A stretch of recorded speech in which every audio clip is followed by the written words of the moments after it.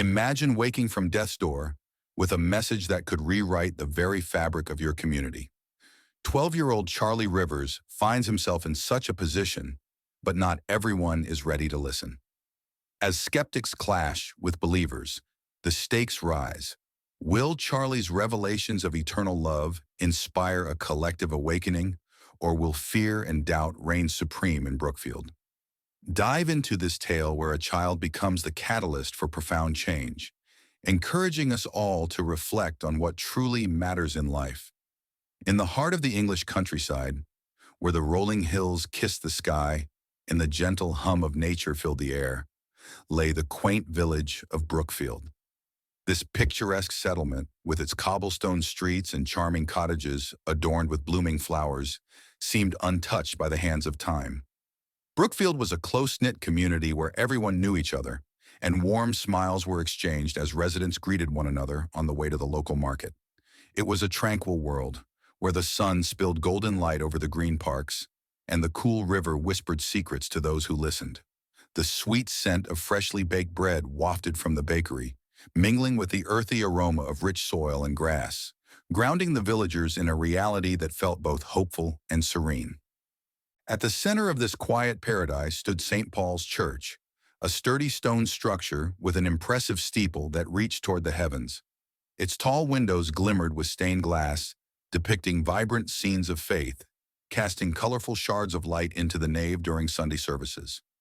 The church served as a hub for community gatherings, a place where families came together to celebrate marriages, baptisms, and harvest festivals.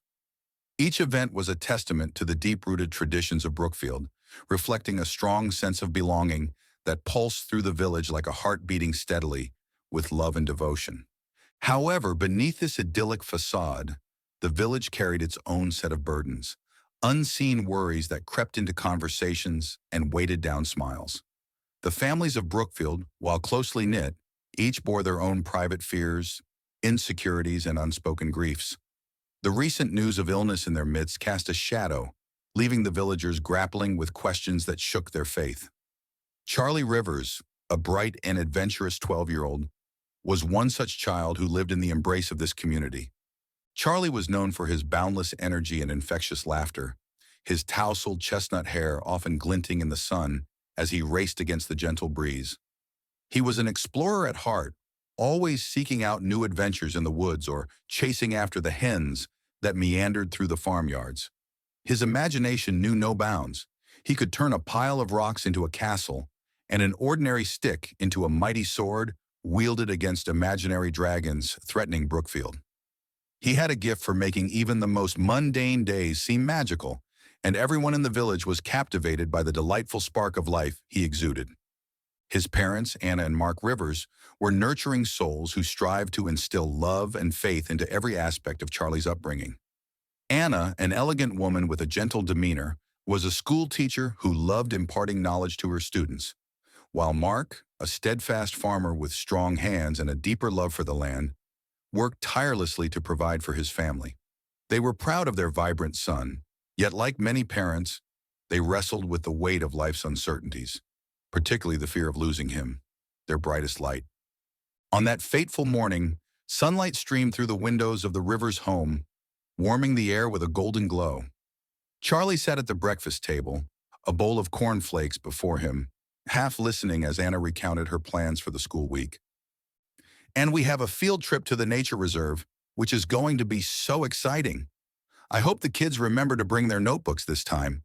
Anna smiled brightly, fully ingrained in her thoughts. "That sounds amazing, Mum." Charlie's enthusiasm bubbled as he imagined the vibrant colors of spring enveloping the woodland trails. "Can I come along? I could help with the little ones," he proposed, his eyes sparkling with eagerness. "Oh, sweetheart, I wish you could. But it's just for my class," Anna replied gently, a mix of pride and sadness shimmering in her gaze. "You'll get plenty of adventures this summer, I promise." Mark entered the kitchen, his shirt still dusted with afternoon dirt, a result of the morning chores. "What's all this talk about adventures, eh?" he chuckled, ruffling Charlie's hair affectionately. "I hope it doesn't involve getting yourself into trouble, young man." Charlie grinned widely. "Not trouble, Dad. Just fun. His heart felt light, a bouncing note in the early morning, but traces of worry lingered on the edges. A few doors down, the Lane family had recently suffered a loss, the fabric of their life shredded by grief. Even as the sun tried its best to cast shadows away, the shadow of death still flavored the air with quiet dread, an invisible cloud that hung over Brookfield, waiting to descend. As the day unfolded, Charlie ventured out to play with his friends, enjoying everything Brookfield had to offer: tree climbing, racing bicycles, and hiding in grand secret spots, the laughter echoing like stars scattering in the night sky. They soon found themselves exploring a wooded area just beyond the village, a lush expanse filled with rustling leaves and ancient oaks, the sunlight streaming through the foliage, illuminating their path like a blanket of gold. "Do you think there are fairies in here?" Charlie asked with a curious glint in his eyes as he bent down to pick up a vibrant blue butterfly that hovered nearby. "Fairies? More like bears. What if they come and eat us?" teased his best friend Max, a prankster with sandy blonde hair and a love for playful chaos, his voice filled with cheeky laughter. "Maybe they'll take us to their kingdom and we can rule over the woods." Charlie's imagination fluttered wildly as he gesticulated with his hands, conjuring visions of grand thrones made of branches and leaves, while his friends giggled at his daydreams.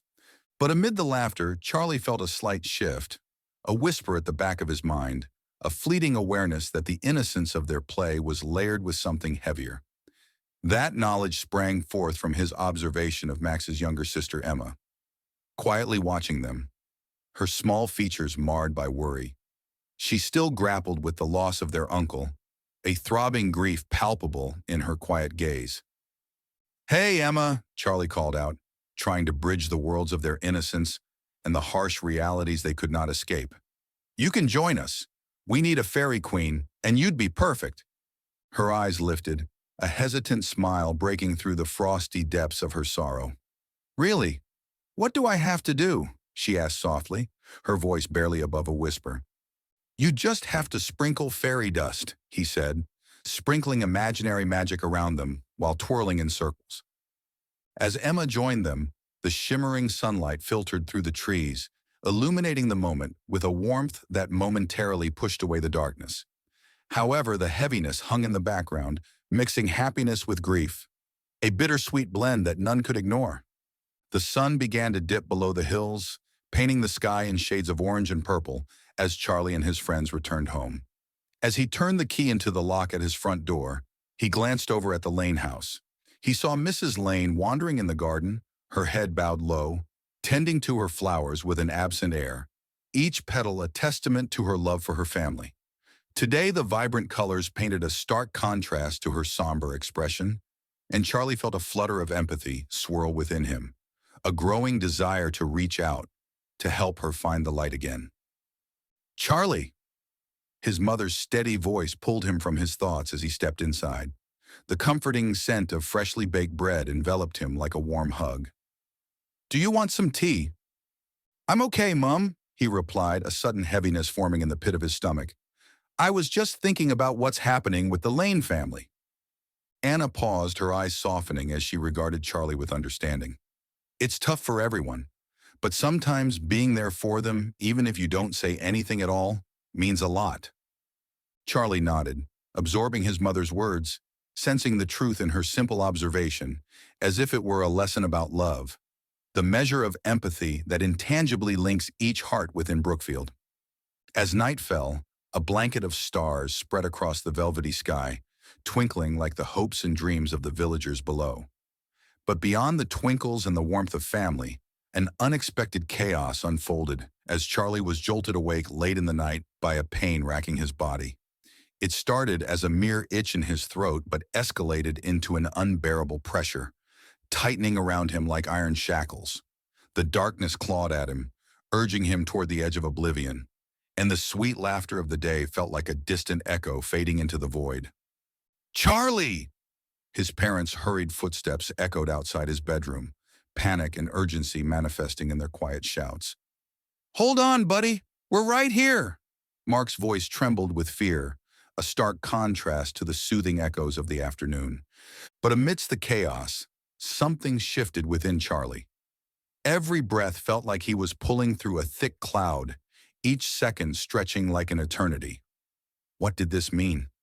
Thoughts tumbled through his mind, frantic questions laden with innocence and confusion. Was it possible? Did he really face the unthinkable? A flurry of footsteps and muffled conversations cascaded into his room, blending into a symphony of worry. His mother's warm hands pressed against his forehead, her touch a clarion call to recognition. Charlie could see the shadows under her eyes, the deep creases of stress furrowing her brow, and in that fleeting moment, he understood.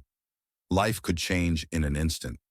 The air was thick with intoxicating urgency, a visceral alarm ringing in Charlie's ears. Yet he found himself drifting away. It was as if he were floating in dark waters, watching from the surface as the world beneath descended into chaos. Unseen hands gripped him, pulling him from the shore that once felt so safe, drawing him into depths unexplored. What awaited him on the other side was beyond comprehension. It was a journey toward understanding. In those final wakes of consciousness, flashes of memories flickered before him, like stars extinguishing as a storm rolled in. The laughter on the field trip, the vibrant colors of his mother's offerings, and the warmth of his father's embrace melded into a collage of emotions, each a testament of love that resonated within him. Death, Charlie had heard, was often painted in whispers, tucked away in the village's collective consciousness. An unwelcome visitor nobody dared to mention. But now, in the face of it all, Charlie felt a budding resolve within him, a defiance against the encroaching darkness. If there were a way to fight against it, to bridge gaps or heal hearts, a spark of nobility surged through him, igniting an unwilling but fierce hope. Even as he drifted, he thought of Brookfield, the laughter and the tears, the unfurling petals and the heavy hearts. Although uncertainty loomed as thick as the fog rolling in from the hills, courage bloomed, unfurling its petals within him. Love, he would discover, was not just a warm feeling, but an unyielding force that could withstand even the heaviest storms, a tether holding together the fragmented pieces of lives intertwined in delicate dance, all waiting, hoping for that glint of magic that could manifest within anything, even the depths of despair. And so, amid the storm, Charlie's journey to grasp the truth of existence began. In the realms beyond the tangible world, he found himself ready to embrace every lesson waiting on the other side of darkness, to nurture the bonds that held Brookfield together, to become the light that flickered in the hearts of all within the village. As he descended into the unknown, all that was left behind would eventually turn into a catalyst, a tale of love, loss, and discovering the intricate beauty of life itself. On a bright and cheerful morning in Brookfield, the vibrant life of the village hummed along its quaint avenues. Children dashed about, laughter pealing like bells, while the scent of freshly baked bread wafted through the air from Mrs. Barlow's bakery. The sun painted golden rays on the cobblestones, infusing colors so cheerful they almost felt alive. Yet beneath this picturesque facade lay an undercurrent of tension, felt most acutely in the heart of Charlie Rivers. Recently returned from a harrowing experience that had brushed him with the specter of death, Charlie found himself ensnared in a world that seemed oblivious to his newly found revelations. The crisp autumn air, while invigorating, carried with it a bittersweet reminder of life's fragility, a constant whisper reminding him of all he had encountered beyond the veil. As Charlie ambled through the park, a beloved haven where laughter often echoed, his gaze fell upon Lucy Reynolds, his best friend and trusted confidant. There was something unsettling in the way she sat on the bench, knees tucked firmly beneath her chin. The openness that usually danced in her striking green eyes had dimmed, now clouded with uncertainty and worry. A few tentative steps brought Charlie beside her, and he could almost hear the chaos of thoughts swirling in her mind, biting at her resolve. "Lucy, I can't believe you're still here," he called out, unable to suppress the excitement tinged with urgency in his voice. "You wouldn't believe what I saw. It was incredible." She turned to meet his gaze, her brow furrowing further like a storm cloud gathering. "Do you really think we can just go back to being the same after everything? I mean, you died, Charlie. How can you talk about it like it's just another story?" Her voice quivered, carrying an unsteady weight that settled like a stone in his stomach. Charlie's heart sank at her words. He recognized the vulnerability wrapped within them. Her fear radiated through the air, palpable and suffocating. But it is a story, a magnificent, beautiful one. I met people, shining, loving souls, who taught me about a love that doesn't end. Can't you see? This is what we should hold on to, not the fear. Lucy sighed heavily, her hands nervously tugging at the hem of her worn sweater. It's hard to believe, Charlie. I want to, truly. But my fear clouds everything, she admitted, her voice cracking slightly, betraying the underlying anguish she fought to conceal. Especially after losing Mrs. Lane. I don't want to lose you, too. He could feel her pain like a vice tightening around their hearts, a reflection of communal grief that had gripped Brookfield since their beloved Mrs. Lane, a matriarch who had knitted their community with threads of kindness and care, had left them. Yet within him stirred a flicker of determination. He had tasted something profound, illuminated by the warmth of what lay beyond, and he could not fathom why Lucy didn't share in this radiant gift. I know it feels scary, Charlie replied softly, lowering his body onto the bench beside her, creating a bridge of understanding between them. But that's what faith is, isn't it? Believing in something even when you can't see it. His words fell heavy, laced with sincerity that hung in the air between them. A tense silence enveloped them, peppered with the distant chirping of birds and the rustling of leaves, a stark contrast to the emotional maelstrom unfolding. Then finally Lucy's voice broke through, shaky but resolute. What you're saying is beautiful, Charlie. But how do we trust you? How do we know it's really from heaven? Because it changed me, he urged, leaning forward with a fervor that ignited the shadows of that silence. The truth burned inside his heart like an eternal flame waiting to be shared. I came back because I was given a second chance. Think of it as a message meant just for us. If we embrace love, we can heal together. Just as his plea hung in the air, the sound of footfalls approached, and soon Danny, a neighborhood boy known for his skeptical nature, joined their impromptu gathering. His expression was a study in distrust, laced with curiosity that seemed poised to challenge. So, you really think you had a spiritual experience? He asked, an edge of sarcasm coloring his tone. Charlie's stomach twisted with anxiety as Danny's challenge felt like a punch to the gut. It wasn't just a dream.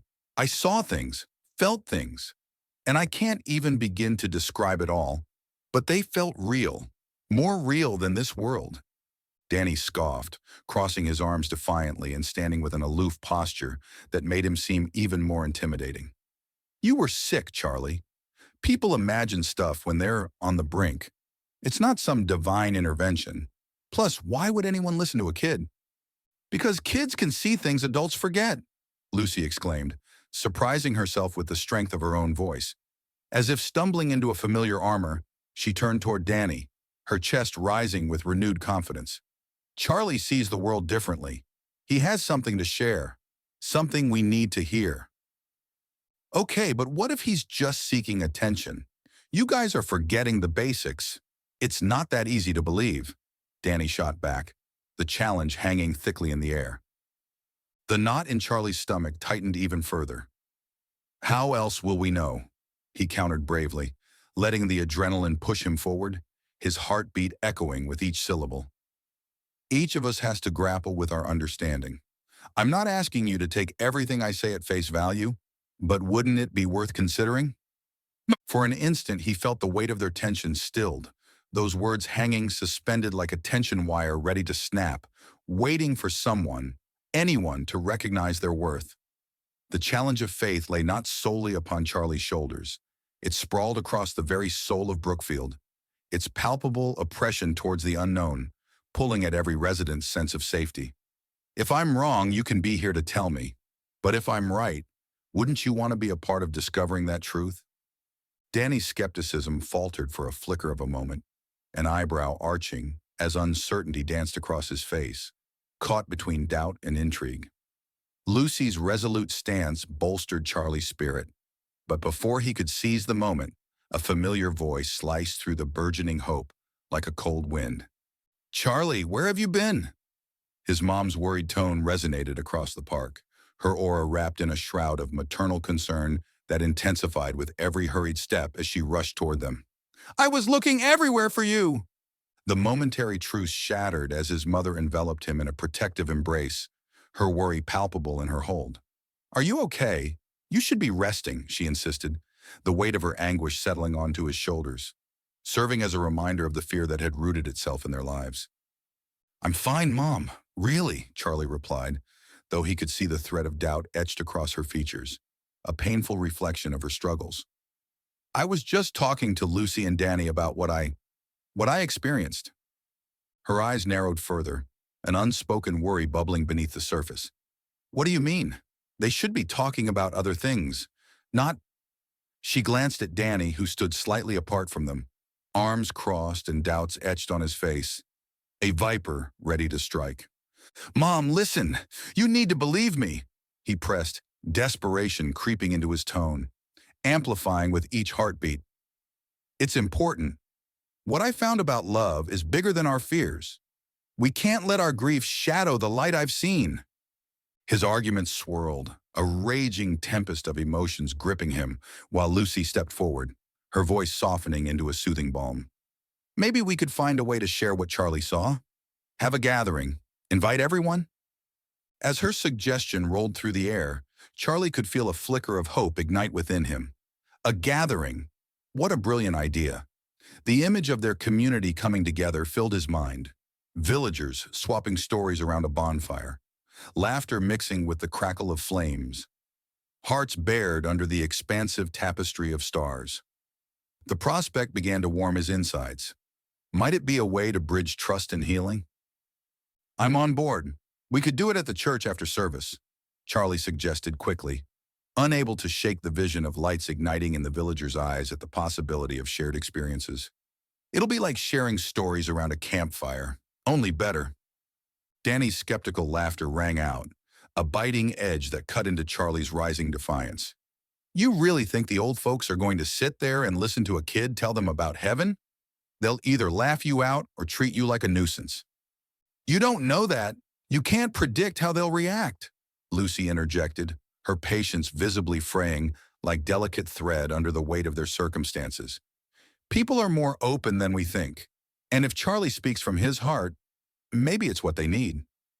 A flicker of hope surged forward within Charlie, fueled by Lucy's unwavering spirit. He felt the ground swell beneath him, as if their momentary alliance solidified something fragile, yet resilient against the storm looming. "If we can just help them see love over fear, that might be our salvation." He nodded, channeling the thoughts rushing through him. "Together, we can help our community heal." The heavy silence returned, enveloping them, memories of shared joy and pain intermingling with a complex web of emotion, a gaping hole filled with both anticipation and dread. The gravity of their mission weighing heavy as the final bell of certainty rang within Charlie's heart. The image of Mrs. Lane, her warmth and kindness now a cherished memory, hung like a specter nearby, urging them forth. "Okay then, let's do this," Charlie finally declared, taking a bold step back into the swell of life around them. "This is just the beginning. If we can bridge our fears with the truths I encountered, we can uncover a pathway for all of Brookfield." "Just remember, Charlie, it won't be easy," Lucy cautioned, her voice barely above a whisper, the tremor of her emotions betraying her fears. "People are scared. Change is intimidating." "I know," Charlie responded calmly, allowing his gaze to reflect on the horizon. He could see Brookfield bathed in the warm afternoon light, an ethereal glow encompassing everything in its embrace. But so are we, sharing these truths. They could be the light we all needed. As they sauntered away from the park, Charlie felt the swirls of conflict coiling inside him. The battle between hope and doubt mirrored the turmoil brewing within the heart of Brookfield. Doubts were heavy, much like storm clouds pressing down whichever way they turned. Unbeknownst to them, the impending meeting was poised to unveil the intricate tapestry of the community's deep-seated fears and beliefs, setting the stage for a confrontation they could scarcely predict. Each step forward seeped with the potent essence of fragility and power, life igniting beneath their feet. whispering that hope and love could conquer even the deepest-rooted fears. The cool spring air rippled through the gathered crowd, stirring leaves and memories alike as they filled the small church's parish hall in Brookfield. Wooden pews typically occupied by a reverent congregation were transformed into an arena of palpable tension. Parents held their children close, eyes darting in uncertainty, while skeptical gazes honed in on the 12-year-old boy at the front. Underneath the soft glow of stained glass windows, the contrast between light and shadow mirrored the division unfolding inside their hearts. Charlie Rivers stood at the front, confidence battling the flutter of nerves that danced in his stomach. He took a moment to survey the faces of the villagers. Some wore expressions of muted excitement, while others showcased thinly veiled sorrow or outright disbelief. He recognized his best friend Lucy, who sat beaming with pride and support, and Danny, whose rigid stance and furrowed brow telegraphed his skepticism. It was precisely this divide that had grown in the wake of Charlie's miraculous return from a near-death experience. "Thank you all for coming," Charlie's voice rang out, clear and childlike amidst the solemn atmosphere. "I wanted to share what I experienced when I was away. I promise it's important." A murmur flowed through the hall, a mix of encouragement and doubt. Charlie took a deep breath and began to recount his journey beyond the veil. He described the ethereal warmth that wrapped around him, a love so profound it eclipsed everything he had ever known. He spoke of the figures he had encountered, their faces illuminated by a light that felt infinitely comforting. "I saw Grandma," he murmured, his voice shaking slightly as he invoked the memory that had inspired him to stand in front of this audience. "She told me that love is the strongest force in the universe. It doesn't die, it just transforms." A soft gasp echoed from the back of the room. Mrs. Turner, a recent widow, placed her hand over her heart, tears welling in her eyes as she fiercely nodded, urging Charlie onward. But as encouragement grew, so too did dissent. A figure rose from the back, the village's own self-appointed skeptic, Mr. Harmon, his brow creased with concern, his arms crossed defiantly. "Charlie," he boomed, attempting to cut through the warmth with cold skepticism. "You're just a child. How can you possibly know what you claim to have seen? Isn't it just your imagination playing tricks on you?" Charlie felt a sting of apprehension pierce his heart. He had anticipated skepticism, but hearing it so openly challenged everything he sought to believe in and to share. The silence that followed was thick with tension as villagers exchanged uneasy glances. "Sir, I'm not pretending," Charlie replied, summoning every ounce of courage within him. "What I experienced was real. Love is real. It's what I felt most strongly after everything. Grandma wanted me to tell everyone." A ripple of discomfort coursed through the crowd. Some folks leaned closer, willing to embrace hope, while others, like Mr. Harmon, remained steadfast in their skepticism. Caught in the storm of conflicting emotions, Lucy rose, her face flushed with passion. "It's not about believing everything Charlie says. It's about listening. Family and friends are grieving. We can't just dismiss one boy's experience." She glanced at Mr. Harmon, then the assembled villagers. "We've all lost someone, haven't we? This could be a chance to find connection again."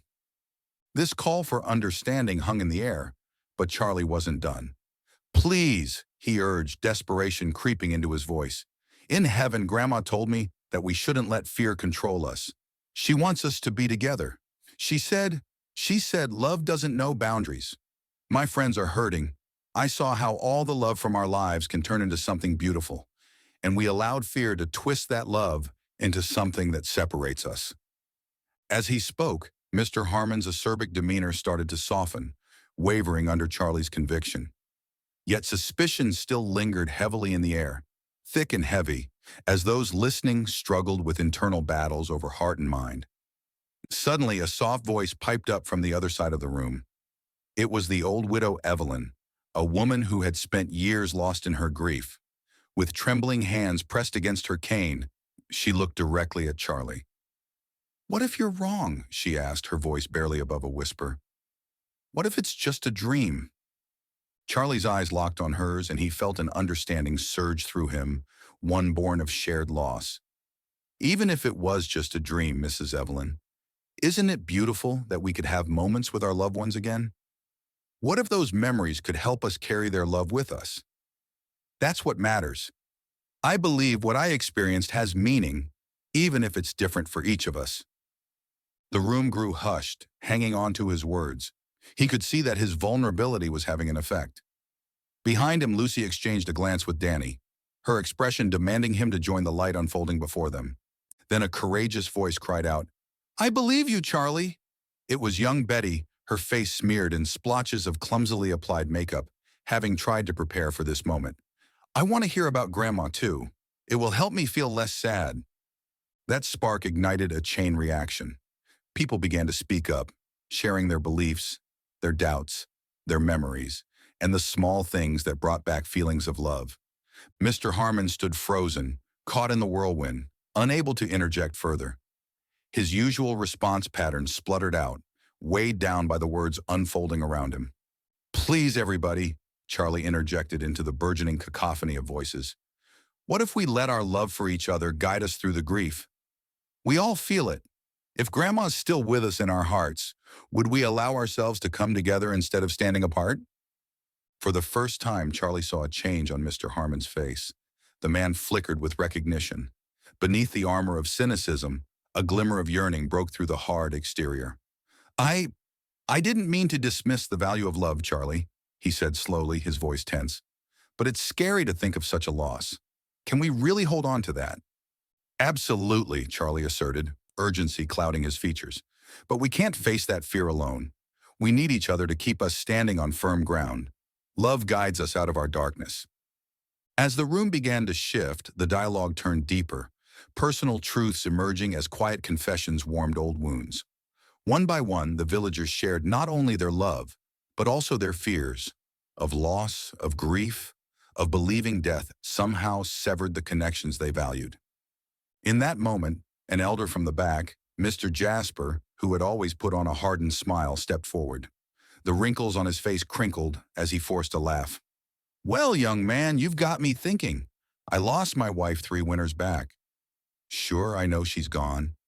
But if you believe with your whole heart that they live on in love, then how can I deny it?"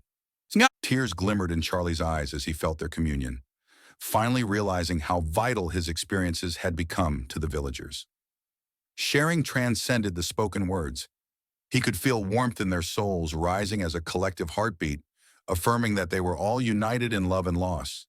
The energy shifted and grew, once unsteady like shadows cast during twilight, now brightened by a shared resolve. Charlie beamed and stood firm. "If we just try, how much could we heal? Let's talk and share our memories of love openly, reveal our fears, and find strength in that wholeness." That was the moment, an epiphany chiseled in collective courage. As the spectators began to stand and share memories, the tightness in Charlie's chest lifted. And there it was, that magical change. Laughter mingled with tears, joy entwined with sorrow, and skepticism transformed into connection. Fear unfurling into acceptance. This was the turning point. The community was teetering on the precipice of a new understanding, shaped by Charlie's brave heart and fiery spirit. The church echoed with voices, vibrating with earnestness, and as Charlie looked around, he knew they were finally beginning to understand. Love was alive within and between them, an eternal bond, an unbreakable chain forged through faith and forgiveness. But it wasn't just the words spoken or the shared tears. It was the realization that they didn't have to walk this path of grief alone. Friends and neighbors gathered, leaning into one another's strength, recounting stories long buried beneath the weight of sorrow. Victor, an adolescent with an adventurous spirit, recounted a day spent fishing with his late grandfather. "He always said the fish could hear you talk," he chuckled, wiping away a tear as he shared how they used to laugh while waiting for the catch. His voice rang with newfound warmth as he concluded, "Sometimes I think he's still watching me out there, waiting to fish alongside me again." The stories flowed like a river in flood, cascading over the rocky banks of their pain, and suddenly laughter rang out, banishing the heaviness. Mrs. Turner shared a memory of dancing in the kitchen with her late husband. "We would crank up the old record player and twirl like no one else could see us. I feel him every time I hear those songs." With every shared experience, the church hall transformed. The villagers, once bound in isolation and skepticism, drew nearer together, creating a tapestry woven by threads of nostalgia and love that seemed to sparkle in the stained glass light. Mr. Harmon, now visibly conflicted, absorbed the warmth radiating from the collective group. "Perhaps love does not fade," he whispered, almost to himself but loud enough to be heard. "Maybe it's true what you're saying, Charlie, that it can guide us." With a somber yet enlightened expression, he began to release the built-up armor of cynicism, albeit slowly. "You don't have to believe every last thing, Harmon," Lucy interjected gently. "Just start with the idea that love never leaves us. It's there in the memories, the smiles exchanged, and laughter shared, and the stories passed down." A young toddler squealed in delight, triggering echoes of joy within the hall. The faces that were once strained with grief softened. Hugs replaced skepticism. Suddenly, arms wrapped around one another, connecting human hearts with invisible threads of emotion. Charlie felt overwhelmed, the room crowded with life and sentiment. With every connection forged, he understood that his own pain, the loss of his grandmother, the weight of the darkness he had traversed, was now an instrument creating harmony in a dissonant world. "Love is our legacy," he declared, feeling a tide of hope washing over him. "It's how we remain alive in the hearts of those who come after us. Let's keep sharing. Let's keep our stories alive." Finally, Mr. Harmon's face broke with an uncertain but genuine smile as he stepped forward, extending a hand towards Charlie. "You've done something remarkable here tonight, kid. I can't deny that. You've made us, well, feel again. Maybe we can rebuild from this connection instead of retreating behind cold logic." It was then that a gentle silence enveloped the hall, a resounding echo of understanding settling around them, an emotional embrace that left every soul present marked by a simple truth. They were not alone, nor would they ever be. Love was indeed the strongest force, pulsing through each heart in that moment, unifying all in shared grief and rebirth. As Charlie met Mr. Harmon's grip with equal fervor, a hush fell upon the room, wrapping everyone in a cloak of shared purpose.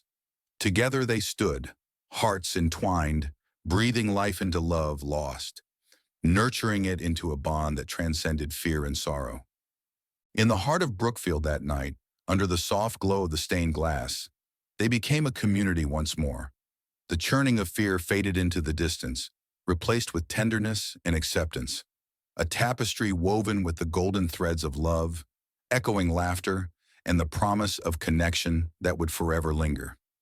As the sun rose over Brookfield the following day, the village felt different, as if it had been wrapped in a warm embrace. The cool morning air, laced with the sweet, earthy scent of dew-kissed grass, mingled with the unmistakable aroma of breakfast wafting through open windows. Optimism threaded through the air, and whispers of hope bubbled among the residents, their voices mingling in a gentle harmony that echoed the day's promise. Charlie, now more certain than ever of his mission, stood at the kitchen window, gazing out at the backyard, his childhood sanctuary filled with the remnants of forgotten games and laughter. Sunlight filtered through leaves dancing in the breeze, casting playful patterns on the grassy ground. He could see his parents preparing breakfast, their movements purposeful yet relaxed, an invisible thread of new understanding connecting them in ways they had yet to articulate. The tension that had gripped their home was dissipating, allowing warmth to seep back into their interactions. "Charlie, breakfast is ready," his mother called cheerfully, her voice ringing with the lightness of a bell. She stood by the stove, a soft smile illuminating her face. It spoke volumes of relief and unspoken hopes, and he knew the heaviness that had weighed upon her heart was gradually lifting. After all, his near-death experience had irrevocably changed them all. He joined them at the table, where the aroma of pancakes and fresh berries enveloped him in comfort, wrapping him in a cocoon of familiarity that felt like home. "Do you think last night will make a difference?" he asked, studying his father's furrowed brow as it gradually transformed into a softer expression at the questioning. "Sometimes it takes a while for people to come around, buddy," his father replied, pouring syrup onto his stack, the thick, glistening liquid pooling around the pancakes like a warm embrace. "But what you said, It resonated with a lot of folks. Charlie nodded, the flicker of apprehension crackling in his chest. He recalled the anxious faces at the meeting, which shifted from skepticism to contemplation as he shared memories of his grandmother amidst tears and shared pain. Painting a picture of love that transcended grief had been his silent battle. And though the emotional journey had been intense, witnessing those raw connections had ignited within him a thirst for even deeper, heartfelt dialogue. After breakfast, Charlie decided to walk to Lucy's house. His best friend had been instrumental in weaving faith back into the fabric of their community, and he was eager to hear her reflections. The fresh morning air filled his lungs as he strolled down the familiar cobblestone paths, the rhythmic crunch of gravel beneath his shoes resembling a steady heartbeat. He felt lighter with each step, each footfall echoing the possibilities that lay ahead. Upon reaching Lucy's home, he knocked, and her face lit up bright as day when she opened the door. "Charlie, I've been waiting for you," she exclaimed, pulling him into a brief embrace that felt like a gathering storm of shared hopes and dreams. The two settled onto the porch swing, the wood creaking softly beneath them. Charlie began recounting snippets of conversations he had overheard during breakfast. "People will probably need more time," he said thoughtfully, his gaze drifting towards the swaying blossoms of a nearby cherry tree. "I think they want to believe, but don't know how yet." Lucy nodded, swinging them gently back and forth, her fingers brushing against the armrest, each swing a subtle affirmatory gesture. "I heard Mr. Harmon is starting to talk about the community coming together again," she said excitedly, her eyes shining like the sun filtering through the trees. "He wants to set up a memorial for everyone we've lost." "Yeah, I remember him mentioning that," Charlie mused, staring at their swings chains glinting in the sunlight, unearthing memories of carefree summers gone by. "Sometimes talking about them helps," he continued thoughtfully, "like what we did at the meeting. It transformed the sadness into something beautiful." "Exactly. And imagine how many more connections we can create," Lucy replied, her enthusiasm infectious, her eyes sparkling with potential. "What if we organize something at the church? An evening to share stories, music, and memories?" Charlie's heart raced with possibility. "You mean like a gathering of love?" he asked, a smile spreading across his face as if the sun had shone a little brighter. "I do!" Lucy laughed, her joy infectious, having fully embraced the idea. "Let's bring everyone together, not just to grieve, but to celebrate. We can honor those we love, turning our memories into an exhilarating outpouring of gratitude." As excitement bubbled over, they spent the afternoon planning this new venture, tapping into their enthusiasm for tangible change. The sun hung low in the sky, casting a golden hue over the village, seemingly echoing their hopes for the coming event. A shared affirmation that life continues, despite loss. The day of the event arrived. Flyers hung proudly around Brookfield, fluttering gently in the breeze like colorful banners of transformation. The church was filled with the cacophony of laughter and weeping, a tender juxtaposition celebrating both joy and sorrow. The scent of sweet bread and cookies intermingled with the hypnotic fragrance of blooming flowers that adorned the altar, a testament to life amidst loss, promising connection despite the shadows of grief. Families arrived hand in hand, many carrying framed pictures of those they wished to remember, their expressions a tapestry of emotions, hopeful, mournful, yet resilient. Charlie, feeling a mix of nervousness and exhilaration, took a moment to breathe deeply, soaking in the collective energy that pulsed through the room. He spotted familiar faces, his parents, Lucy's family, Mr. Harmon sitting quietly, his eyes intrigued yet wary. With the encouragement of their own parents, Charlie and Lucy stepped onto the small stage set up in the church, a gentle hush falling over the crowd like a tender blanket. "Welcome, everyone," Lucy began, her voice steady and inviting, resonating with warmth. "This evening is about coming together, together in love, remembrance, and hope."